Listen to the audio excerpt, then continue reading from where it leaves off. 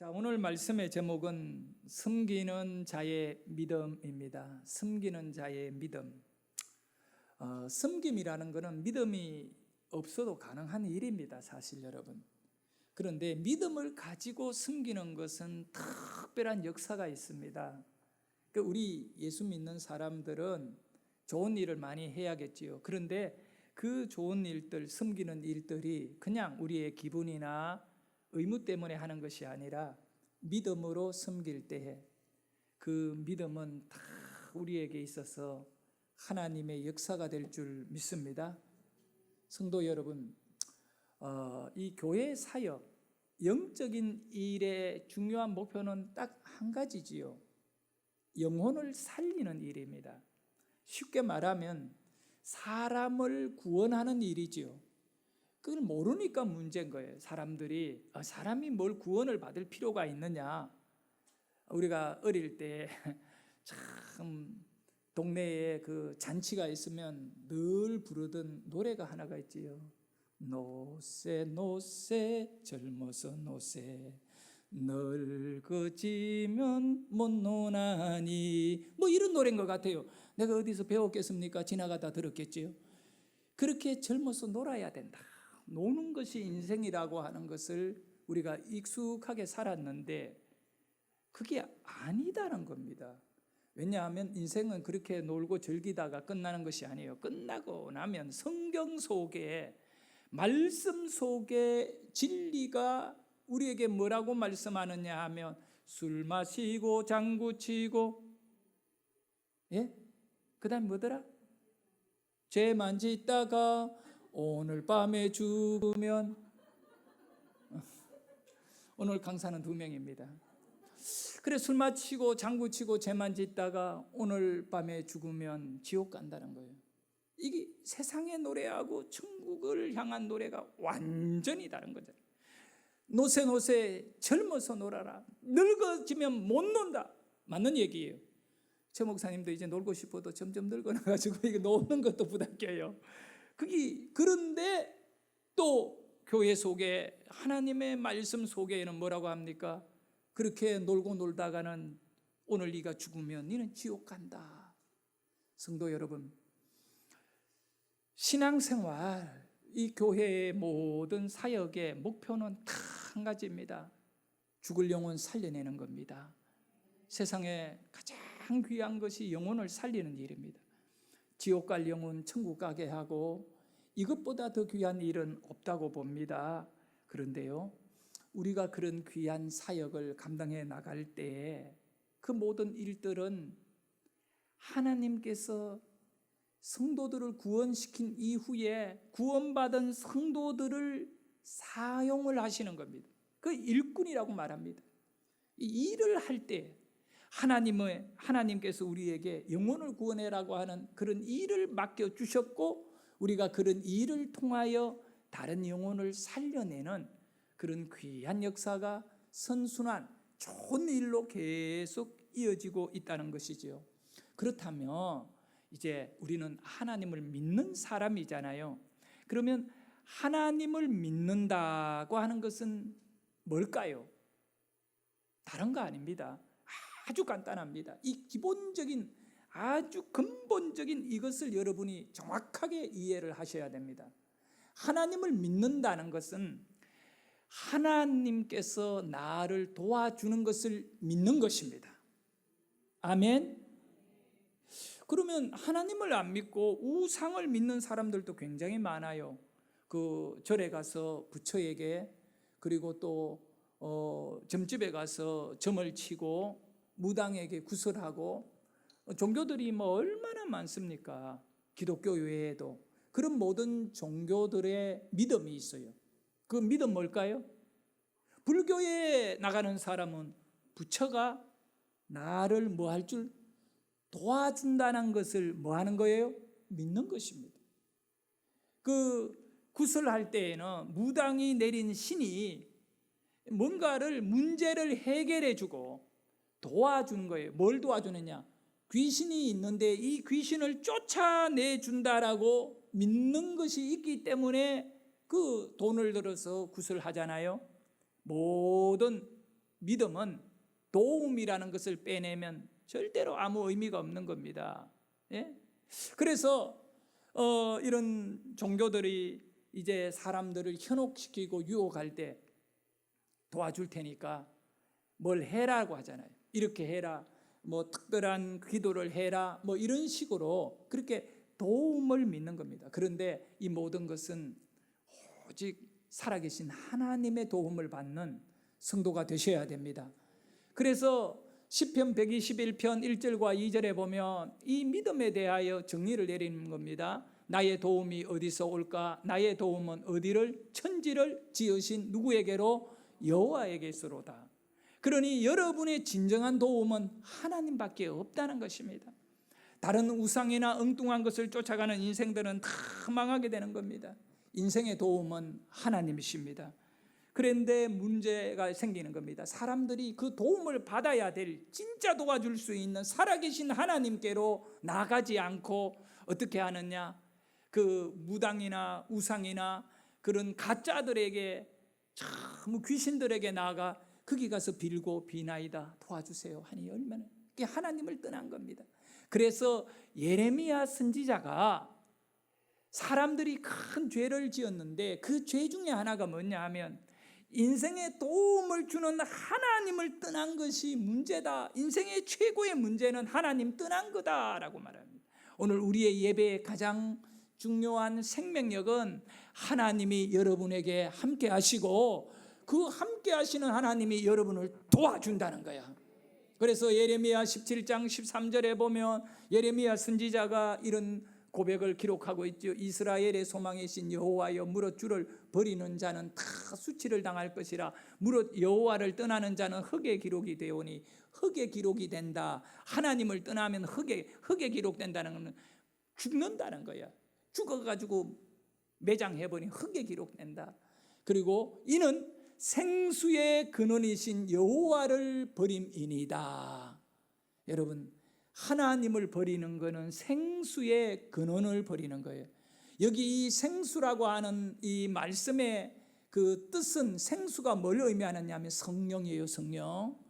우리 인생은 성령에 충만해야 합니다. 성령을 떠나게 되면 우리는 정말 망하는 겁니다. 망하는 것. 그래서 예수 믿는다는 것은 다른 일이 아니에요. 성령에 의지해서 예배하고, 성령에 의지해서 기도하고, 성령에 의지해서 영적인 우리 소그룹도 모이고 예배도 드리고, 여러분 오늘 성령에 충만해야 하나님의 도움이 보이는 것입니다. 예, 그 귀신을 섬기는 자들, 이 사람들은 귀신도 영이거든요. 그래 귀신이 가르치고 귀신이 역사하는 대로 가는데 이 성령은 살리는 영입니다. 그러지만 귀신은 죽이는 영이거든요. 그 영적으로 우리가 죽게 된다는 겁니다. 그러니 이 로마서에 보면 너무 이 사실에 대하여 로마서 8장 16절에 보면 이렇게 기록합니다. 크게 읽어주세요.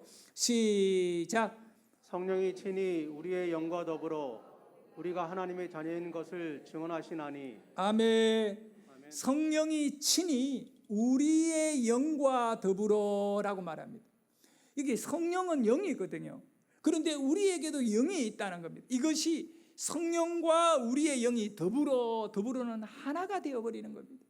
이렇게 성령이 우리 영에 온전히 임하시고 오시면 어떤 일이, 우리가 하나님의 자녀인 것을 증언하시느니라. 그러니까 내가 머리로 깨달아가지고 나는 하나님의 자녀가 됐다, 하나님의 딸이다, 아들이다, 이거 아는 거 아니다는 겁니다. 그렇게 내가 하나님의 자녀인 것을 딱 깨달을 수 있는 것은 성령이 내 안에 오셔가 내 영에게 말씀해 주시는 거예요. 너는 하나님의 자녀야, 너는 구원받는 백성이야, 너는 지옥에 안 가고 천국에 간다라고 깨달게 하시고 이걸 알게 하시니까 나는 하나님의 자녀입니다, 나는 구원받았습니다, 할렐루야. 그러니까 성령이 여러분을 떠나는 순간에 여러분은 아무것도 아닌 겁니다. 그저 죄인이고 망할 자이고 지옥 갈 자로서 그렇게 비참한 존재인 겁니다. 성령이 친히 여러분의 영과 더불어 오늘 예배하게 하시고, 성령이 친히 여러분의 영과 더불어 하나님의 도움은 위대한 역사로 내게 임한다, 나는 하나님의 거룩한 백성이다. 이걸 깊이 있게 느끼게 하는 줄 믿습니다. 사랑하는 성도 여러분, 성령이 아니고는 예배가 불가능하고 성령이 아니고는 우리는 아무것도 할 수 없습니다. 그래서 오늘 여러분은 성령을 사모하셔야 돼요. 왜냐하면 성경에 보니까 사모하는 자에게 성령을 주신다고요. 또 성령을 구하시기를 바랍니다. 주여 성령을 충만하게 내게, 주의 영을 내게 임하여 주시옵소서. 영적인 것은 영적으로 통하기 때문에 영적으로 구하시기를 주의 이름으로 축원합니다.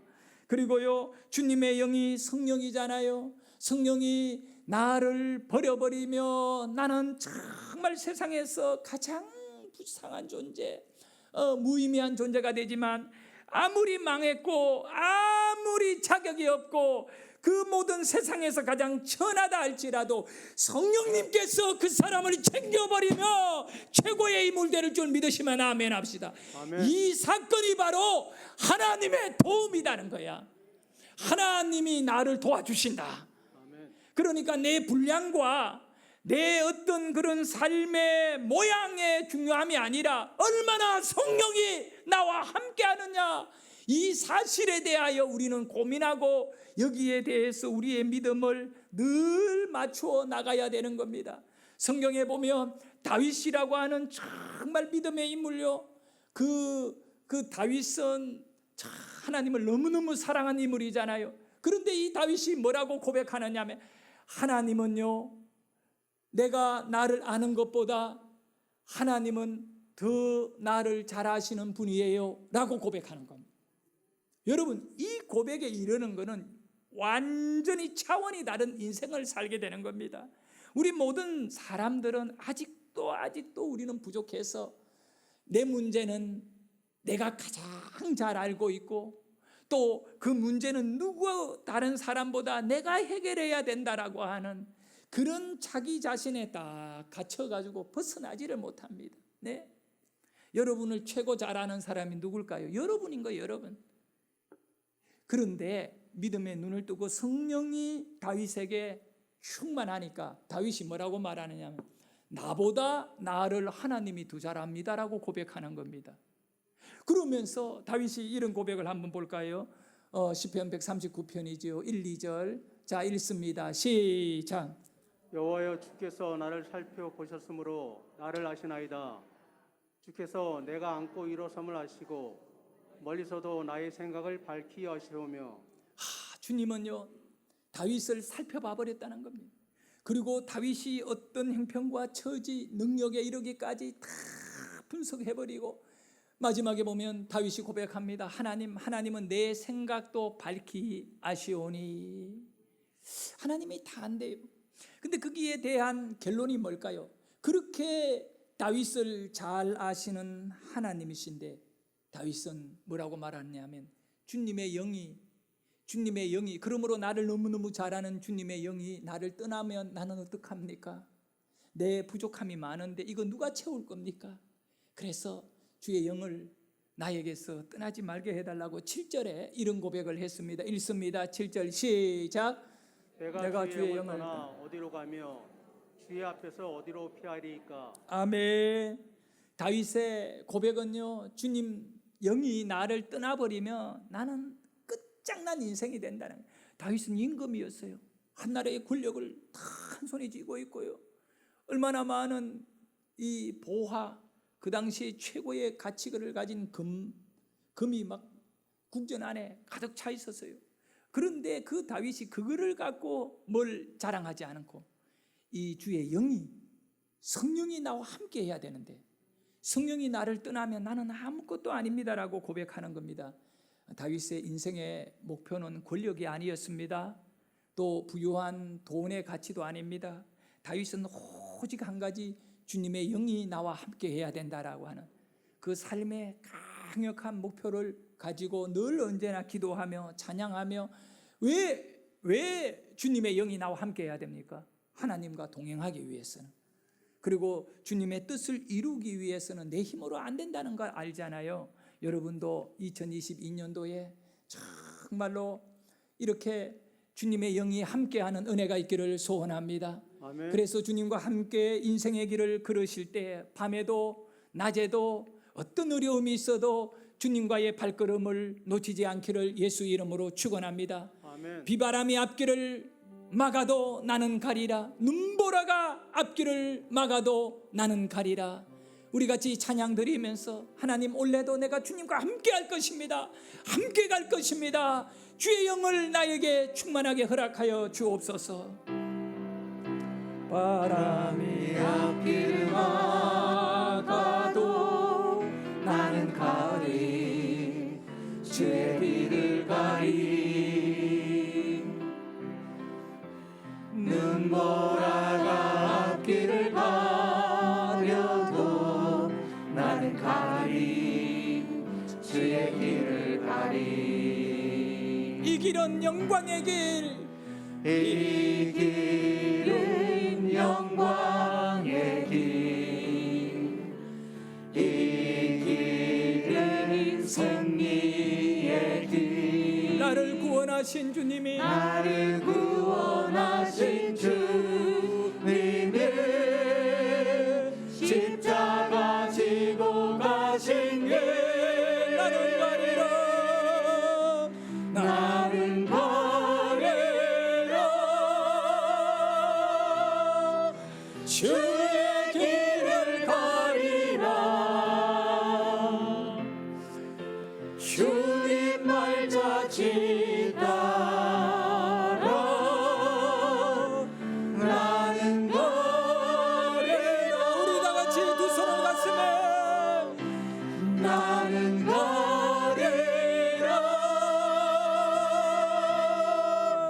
주의 길을 가리라.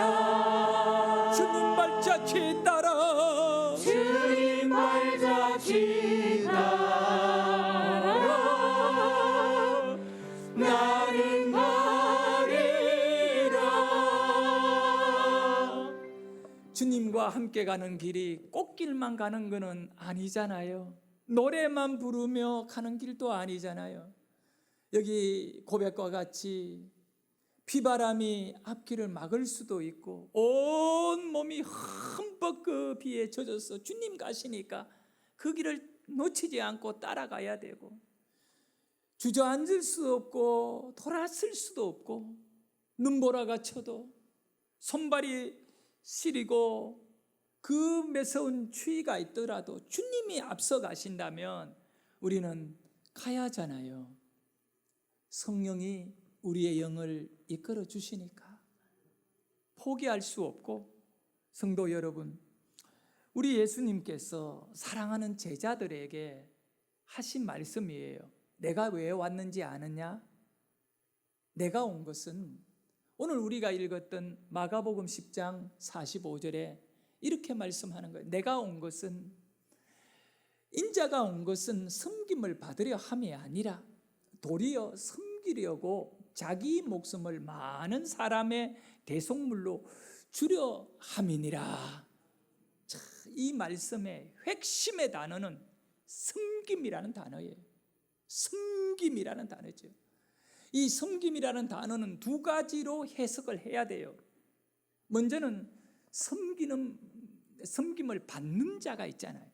또 한 가지는 섬기는 자가 있잖아. 그런데 세상의 모든 사람들이 좋아라 하는 것이 섬김을 받는 일이에요. 여러분, 왜 그렇게 돈을 소중히 여깁니까? 권력을 소중히 여깁니까? 네? 그리고 사람들에게 막 이런 어떤 칭찬을 받고 자랑거리가 되는 것을 그렇게 귀하게 여기고 그 자리에 오르려고 몸부림칩니까? 딱 한 가지예요. 섬기는 자가 아니라 섬김을 받으려고 하는 자리인 거예요. 돈을 많이 가지고 있으면 사람들이 섬겨주거든요. 자, 재벌은요, 전용기를 가지고 움직일 수 있어요. 그러니까 우리는 비행기를 타려면 표를 예약해야 되고 시간도 그 비행기 시간에 맞추어야 되고 얼마나 어려워요. 그런데 재벌들은 어디 외국에 간다든가 할 때 그런 거 전혀 상관없어요. 자기 비행기가 있거든요. 돈으로 비행기를 사잖아요. 비행기를 머는 사람 월급 주고 사버리는 거예요. 내가 편한 시간에 언제든지 공항으로 나가서 출발하면 그 비행기는 뜨는 겁니다. 내 가고 싶은 곳을 가는 거지요. 이렇게 섬김을 받는데 돈이 너무너무 중요하더라는 거예요. 그래서 사실 우리의 인생에 전반적으로 결혼을 또 하는 것도 어떻게 보면 사랑이지만 그게 파고 들어가면 남편이 아내를 섬겨주기를 원하고 아내는 남편이 섬겨주기를 원합니다. 그 부부간의 갈등과 이런 어려운 문제는 섬겨주기를 원하는데, 섬김받기를 원하는데 자기가 자꾸 식모같이 섬겨야 되니까 막 짜증이 나버리는 거야. 그러니까 여인들은 막 나 결혼이 이런 줄 몰랐다 이래버리고요, 막 이렇게 되잖아요. 그래, 모든 것이 섬김을 받느냐 섬기느냐 여기 달려 있는 겁니다. 그런데 우리가 전부 다 섬김을 받는 것을 이렇게 익숙해 있고 그거를 최대의 삶의 만족이라 여기는 제자들인데, 모든 사람들인데, 딱 예수님이 하신 말씀이 마가복음 10장 45절에 인자가 온 것은, 내가 너희들에게 온 것은 섬김을 받으려는 것이 아니고, 우리 예수님이 누구시에요? 하나님이시잖아요. 천지 만물을 창조하실 때 하나님과 함께 하신 하나님이거든요. 성자예요. 그러면 우리 피조물들에게 당연히 섬김을 받아야 하잖아요. 인간을 창조하신 하나님의 목적이 영원토록 그를 경배하고 그에게 영광을 돌리는, 섬기는 거거든요. 우리가 하나님을 섬기는 것이 목적입니다. 그런데 그 목적이 꿀로 뒤집어지게 되는 거예요. 예수님이 우리에게 오신 목적은 내가 섬김을 받으려 온 것이 아니라 너를 섬기려고 왔다. 제자를 섬기려고 왔다는 겁니다. 이게 그냥 좋은 말이 아니에요. 그 좋은 말로 제자들에게 그냥 해준 꽃노래가 아니에요. 실제로 뭐라고 말합니까? 대속물로, 나를 대속물로, 너희 죄를 해결하기 위하여 대속물로 내가 너를 섬긴다. 우리가 오늘 이 자리에 앉아 예배하는 것은요, 그분이, 우리 예수님께서 생명으로 우리를 섬겨주셨기 때문에 우리가 구원받아 버린 것입니다. 할렐루야. 그러니 예수님이 우리에게 하시는 말씀, 제자들에게 하시는 말씀은 나는 섬기려고 왔다.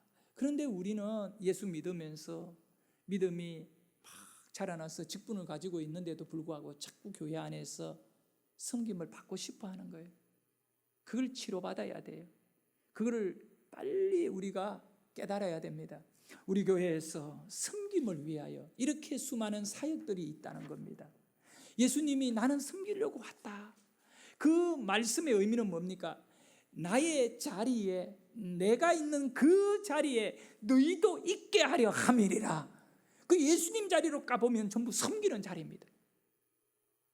여러분, 예수님이 섬김을 받는 자리가 아니라 섬기는 자리에 계시는데 우리가 어떻게 살아야 될 것입니까? 네? 섬김을 받는 것만 좋아하고 교회 속에나 가정에나 또 세상의 직장에서 그렇게 살아서 되겠느냐 말입니다.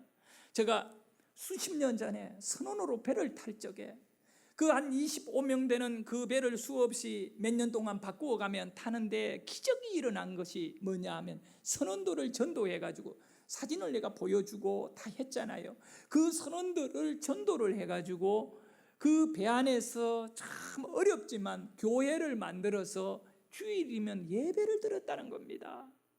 그런데 거기에 그 선원들이 거기 예배에 나올 수 있었던 유일한 길이 뭐냐 하면, 내가 낮아지고 내가 그분들에게 자랑할 것도 없고 뻐길 것도 없고 그분들을 계속 섬겼던 겁니다. 사랑으로 섬기고 이렇게 공손하고 그분들에게 착한 행실을 보이고 열심히 정성을 들으니까 그분들이 일주일에 주일날 예배에 있는 그 한 번을 거절 못하고 나와주는 거예요. 나와주는 것이 결국은 같이 예배드리다 자기도 모르는 사이에 언제부턴가 나는 예수를 믿는 사람이라고, 배를 타기 전에는 완전히 종교가 없는 사람들이나 다른 종교를 가진 사람들이 배에서 저를 만나고 제가 열심히 섬겼더니 그 배 안에 있는 거의 대다수의 한두 명만 빼고는 1년의 승무원 생활, 배를 타고 배를 떠날 때에는 바로 예수 믿는 사람이 되어 배를 내리는 것을 보면서 지금 내가 목회를 하면서 깨닫는 것은 그때의 그 아주 이 삶의 기본적인 삶의 현장에서 익혔던 그 섬김이 그렇게 큰 능력이었구나라는 것을 깨닫게 되는 거예요. 여러분 왜 전도 못하는지 압니까? 안 섬기니까 못하는 거예요. 솔직히 말씀드려서 온 목숨을 다하여 섬기게 되면 그 영혼은 감동을 받고 변화가 일어나는 걸 믿으시기를 바랍니다. 그래서 우리 예수님은 오늘 그 말씀을 하는 거예요. 나는 섬기려고 왔다 라고 말씀하는 겁니다. 그러나 이 누군가를 섬긴다는 것은 예수의 영이 함께하지 않으면 못 섬깁니다. 결론입니다. 여러분 의지로, 여러분 실력으로, 여러분 인격으로 섬겨봤자 상대편의 영적인 영혼에는 변화가 일어나지 않는다는 겁니다. 내 안에 계시는 성령이 나와 더불어 함께 하시는 이 로마서 8장 16절의 말씀과 같이 성령이 나와 더불어 함께 계시는 그 영이 바로 내 안에서 나의 함께하는 영혼들에 대하여 감동과 여러 가지 이런 일들로 인하여 그 영혼들을 터치를 해 나갈 때, 성령이 그 영혼을 터치해 나갈 때 그 영혼에 변화가 일어나는 겁니다. 새해가 되면 우리가 각오를 하잖아요. 어떤 그런 새로운 도전을 하게 된다고요. 회사들도 그렇고 신년사, 이게 뭡니까? 1년 동안 그 회사의 직원들이 이렇게 우리가 마음을 먹고 살아갑시다 하고 회장들이 그룹마다 올해 2022년도에 우리나라의 두 유통그룹 경쟁사가 있어요. 롯데그룹과 신세계그룹. 신세계 대표는 이마트고 롯데그룹은 롯데백화점, 롯데마트, 이 유통그룹이잖아요, 다. 그런데 공교롭게도 이 롯데그룹의 회장인 신동빈 회장과 신세계그룹의 부회장이지만 실제로는 어머니가 회장인데 그 아들이 회장이죠. 이 아들인 정용진 회장이 똑같은 말을 해가지고 뉴스거리가 되고 난리가 났어요. 아마 비서실들이 막 발칵 뛰어졌을 거예요. 신년사를 그 같은 날 보통 같은 시간에 이제 이 시무식을 딱 하면서 하는데 같은 날 했거든요. 그런데 똑같은 격언을 말해가지고 이게 뉴스거리가 돼버린 거예요. 서로 합의한 것도 아니고 경쟁사 두 회장이, 그 내용이 뭐냐면 아이스하키 선수 중에 웨인 그레츠키라고 전설적인 인물입니다. 지금 이 기록은 깨지 못하고 있는데 2857점이라고 하는 아주 이 전설적인 그런 득점을 이룬 이분이 한 말 중에 이런 말이 있어요. 시도조차 하지 않는 샷은 100% 빗나간다, 이 말이에요. 그러니까 이분이 아이스하키에서 펄을 두고 시도는 탁 때리는 거잖아요. 때려야 이게 골대로 들어가든 들어가지 않든 간에 샷을 날려야 되는데 수많은 사람은 이걸 날리지도 못하고 그냥 그렇게 하는 거는 이 100% 실패다는 100%. 이 말들을 그 회장들이 언급하면서 롯데그룹 회장은 이렇게 말했습니다. 실패를 두려워하지 않고 창조적인 도전을 해가는 그런 올해가 되었으면 좋겠습니다. 직원들이 되었으면 좋겠습니다 라고 말했고, 그 신세계그룹의 회장은 이렇게 말했습니다. 실패해도 꾸준히 다시 도전하여 또 도전하는 그런 실천을 보입시다 라고 말했던 겁니다. 이분 이 웨인 그레츠키의 이 말을 둘 다 인용해 놓고는 두 분 다 첫 마디가 뭐냐면 실패라고 하는 단어예요. 실패를 해도 두려워하지 말고 또 도전하셔야 됩니다 이렇게 말하고요. 실패해도 꾸준히 다시 실천합시다 라고 말했던 거예요. 여러분, 우리가 우리를 돌아보면서 교회는 어떠냐? 자꾸 교회는요, 하나님이라고 하는 위대한 분이 계시니까 뭐든지 성공 안 하면 의미 없는 줄 압니다. 나는 그렇지 않다고 봅니다. 우리가 어떤 일을 할 때 충분히 실패할 수 있습니다. 그래도 중요한 것은 샷을 날려야 된다는 거예요. 전도 성공만을 위해서 하면 안 돼요. 때로는 실패할 수 있어요. 그래도 영혼을 섬기고 전도해야 되는 거예요. 여기 그 일교인, 한교인, 일사역은요, 꼭 그 일을 해서 내가 성공을 하느냐? 아닙니다. 그 일에 지원을 했다가 그 부서에 짐이 될 수도 있어요. 그러나 당신이 거기에 지원했다는 것 자체만이라도 샷을 날리는 것이기 때문에 하나님은 기뻐하십니다. 왜냐하면 섬김의 자리에 당신이 있지 않느냐 이거예요. 우리 예수님이 하신 그 말씀의 의미, 나는 섬김을 받는 자리에 있지 아니하고 나는 언제나 섬기는 자리에 있으니 너희는 어느 자리에 있기를 원하느냐라고 말하잖아요.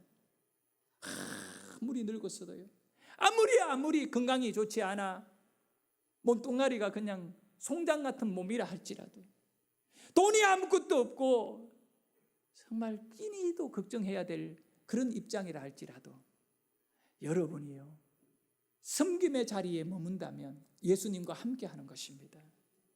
문제는 내가 얼마나 많은 걸 가졌느냐, 그리고 가진 것으로 성공과 실패를 가리는 그런 잘못된 판단과 시선을 갖고 인생을 살면 안 되고, 정말 내가 지금 섬기는 자리에서 살아가고 있는가, 내가 어떤 누군가를 섬기고 있다면 그거는 예수님 자리에 있는 것입니다. 믿으시면 아멘 합시다. 그리고 우리 주님은 그것을 너무 기뻐하시는 겁니다. 성도 여러분, 물은 고여 있으면 썩어버리잖아요. 물은 흘러가야 됩니다. 성도는요, 성령의 사람은요, 섬기는 자리가 물이 흐르는 것입니다. 믿으시면 아멘 합시다. 성도는요, 아무 일도 하지 않고 가만히 멈추어 있으면 영이 죽어버리고 마귀가 좋아하는 것입니다. 그럼 우리가 어떻게 살아야 할까요? 올 한 해 동안도 섬기는 일에 도전하자는 것입니다. 실패할 수도 있습니다. 그래도 우리는 도전하는 것입니다. 우리가 어떻게 예수님과 함께 섬길 수가 있을까? 여러분, 우리 예수님이 우리에게 말씀한 한 내용을 기억해야 됩니다. 예수님 십자가에 죽은 이후에 제자들 디두모, 그리고 도마, 나다나엘, 그리고 안드레, 그리고 야고보, 이런 사람들이 전부 갈릴리 출신들이에요. 그러나 예수님은 십자가에 죽어버리고 막 이런 상황 속에 이 제자들이 어디로 가느냐 하면 베드로와 함께 갈릴리로 돌아갑니다. 예루살렘에서 갈릴리로 가버렸습니다. 그리고는 베드로가 하던 일이 과거에 물고기를 잡는 어부였으니까, 사실 여기 나다나엘이나 디두모나 도마는 뭐 어부 출신이라고 말하지 않고 있어요. 그런데 나중에 베드로 따라가지고 어부가 되어버린 겁니다. 그래서 바다에 나가서 밤에 고기를 잡고 새벽이 되었는데 우리 예수님이 갈릴리 해변에 나타나신 거예요. 부활하신 예수님이 갈릴리 해변에 나타나서 생선을, 어떻게 예수님이 생선을 잡았는지 그걸 구워놓고 불을 피워놓고 밤바다에 고기 잡느라고 추위에 떨고 있는 제자들이 부둣가로 이렇게 해변에 배를 대는 순간에 이리 와서 시장하니 이거 먹어라. 제자들이 깜짝 놀란 겁니다. 그런데 여러분, 예수님을 따르기로 목숨까지도 버리겠노라고 말했던 제자들이 얼마나 자기네들의 모습이 예수님 앞에 부끄럽겠습니까? 십자가 지신 예수님 버리고 다 갈릴리 바다에 와 물고기나 잡고 있으니 얼마나 부끄럽겠습니까? 먹으라고 하는 생선이 입에 넘어가겠습니까? 예수님 얼굴만 쳐다보고 있는 겁니다. 그때 우리 예수님이 베드로에게 물어보십니다. 요한의 아들 시몬아, 네가 나를 사랑하느냐? 우리 예수님이 물은 것은 다른 게 아니에요. 네가 나를 사랑하느냐고 물었습니다. 그럴 때 베드로가 예, 내가 주님 사랑합니다. 베드로야, 네가 이것들 배라든가 물고기라든가 이런 것들보다 나를 더 사랑하느냐 또 물었어요. 그때 베드로가 예, 내가 주님 이것들보다 더 사랑합니다. 우리 예수님이 세 번째 마지막, 시몬아, 네가 이 사람들보다 나를 더 사랑하느냐? 그때 베드로가 눈물을 쭉 흘리면서 예수님에게 대답합니다. 주님이 아십니다. 이게 마지막 고백 아니겠습니까? 주님이 아십니다. 내가 주님을 어떻게 사랑하는지 주님은 아십니다. 아직도 베드로의 마음에는 주님을 사랑하는 마음이 끓고 있는 것입니다. 그때마다 내가 주님 사랑합니다. 내가 주님 사랑합니다. 주님 아십니다. 할 적마다 우리 예수님이 베드로에게 부탁한 말씀이 있어요. 내 어린 양을 먹이라. 여러분, 어린 양이라는 것은요, 목자가 돌보지 않으면, 어미 양이 돌보지 않으면 절대로 살 수 없는 존재예요. 어린 양은 돌봐줘야 돼요. 지 멋대로 가버리거든요. 그걸 다 끌어와야 되고 돌봐야 되는 게 어린 양이에요. 내 어린 양을 섬기라 이 말입니다. 먹이라는 말은요, 섬기라는 말입니다. 내 어린 양을 섬기라. 여러분, 우리 예수님이 베드로에게 마지막 부탁이 뭐냐면 섬기라는 것입니다. 약한 자를 섬기라는 거예요. 영혼을 섬기라는 것입니다. 우리에게도 이 삶의 목표가 있기를 소원합니다. 앞으로 섬기는 교인이 되기를 바랍니다. 뭘 어떻게 섬길 건가? 교회와 함께 의논하고 여러분이 교회와 함께 이 섬기는 공동체로 또 섬기는 일을 통하여 깊은 영적인 은혜를 체험하는 여러분 되시기를 주의 이름으로 축원하고요.